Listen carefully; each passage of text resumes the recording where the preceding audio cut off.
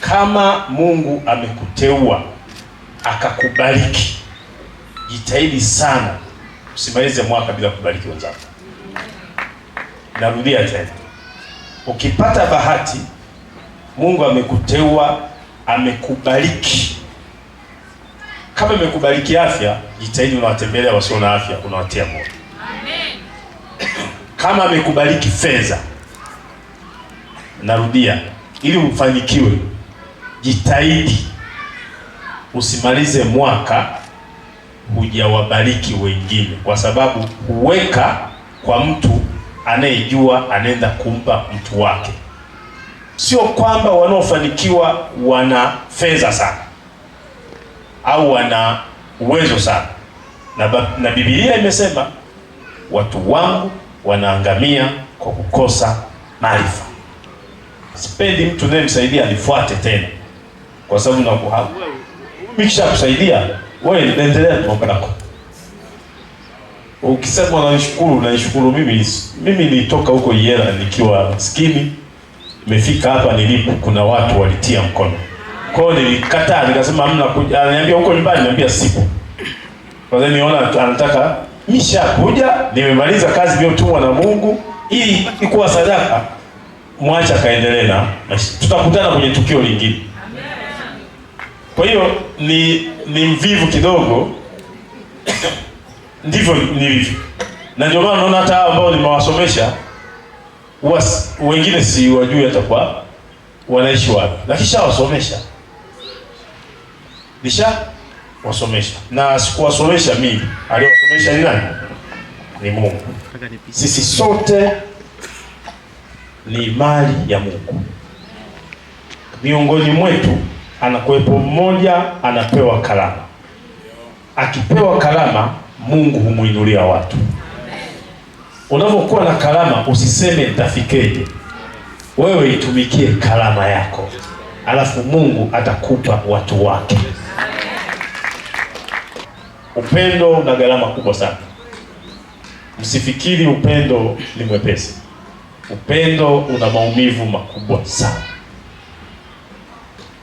Unaweza kuwa na rafiki yako kabisa, mko naye siku zote. Siku ukitaka kufanya maendeleo, huyo rafiki yako anakuwa kwanza kukimbia. Sio, mnanielewa? Na wanaotusaidiaga huwa kuwaweka kwenye mipango yetu.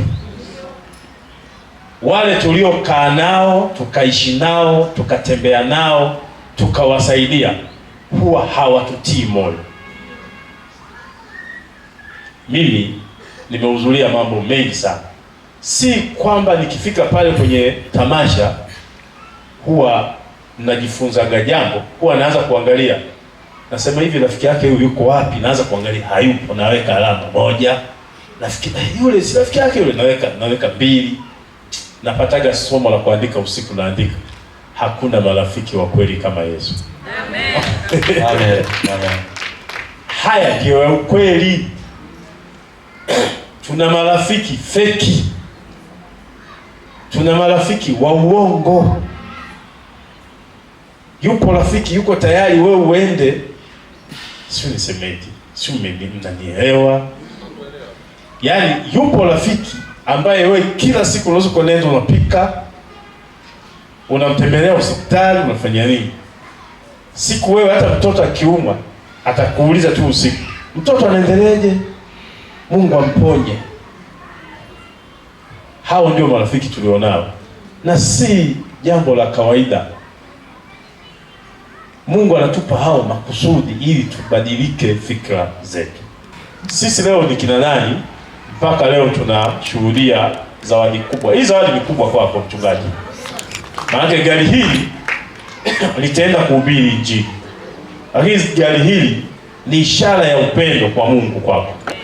Amekupa mtu ambaye sio muumini wako, hujawahi kumuona, hata namba yake anapiga wewe upokei, hujui. Lakini wewe umetoa somo hapo kwamba nyie ambao mpokei simu mmepishana na magari mengi.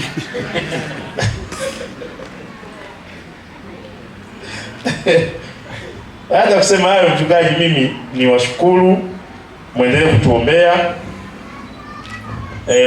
Jambo kubwa ambalo tumelifanya hapa ni kwamba tumekabidhi gari, nenda ukahubiri injili ya Bwana, na lingine tulioongeza hapa kwamba tumekubaliana. Mimi ni mtu wa matokeo, mimi napenda matokeo, napenda matokeo sana. Mimi kwa sababu ni mwakilishi wa Mama Samia kwenye siasa, niwaombe maneno mawili tu. Na mtu mmoja jana nilimwambia, nilisema hivi, na kwa kupitia wimbo wa mtoto wetu hapa, kama asingeruhusu Mungu, yoyote asingekuwa. Narudia tena, kama asingeruhusu nani? Yoyote asingekuwa. Kwa kumbe tumekubaliana hivi, Tanzania yote hii Mungu aliruhusu uongozi wetu uongozwe na Dr. Samia.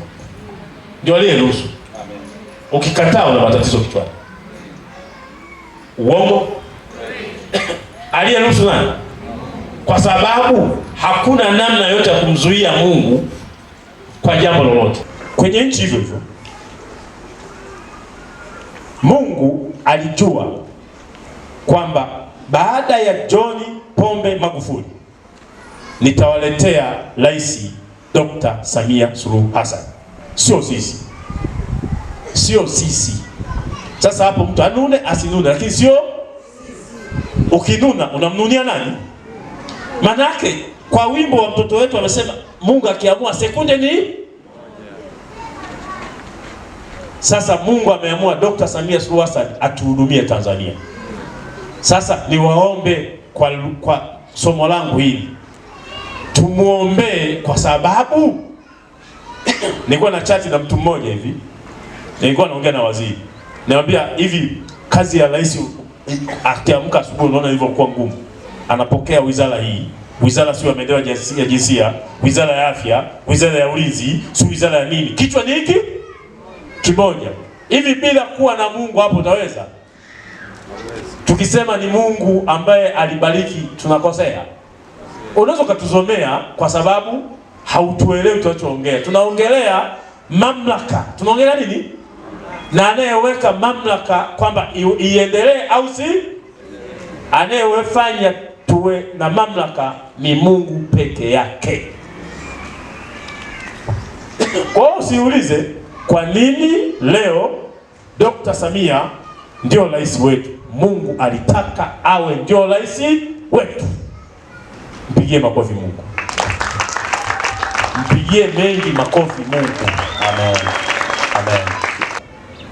Hatuna mbadala wa kusali zaidi ya kumwombea Mungu aendelee kumpa afya njema Dr. Samia Suluhu Hassan, kwa sababu yeye ndio aliyetuchagulia na yeye ndio anempa baraka asubuhi mpaka usiku tunapoamka. Uongo? Kweli. Huo ndio kweli. Unaweza kuwa na tamaa lakini huwezi kumzidi Mungu. Unaweza kuwa na hasira lakini huwezi kumzidi Mungu. Unaweza kuwa na chuki lakini huwezi kumzidi nani? Mungu. Mungu ndio mwenye upendo. Aliyesema sasa Tanzania itaongozwa na Dr. Samia Suluhu Hassan. Ni mtu huyu? Ni Mungu. Sisi tulipiga tu. Sisi tulikamilisha lile tu takwa. Sawa? Aliyetimiza ni nani? Mungu.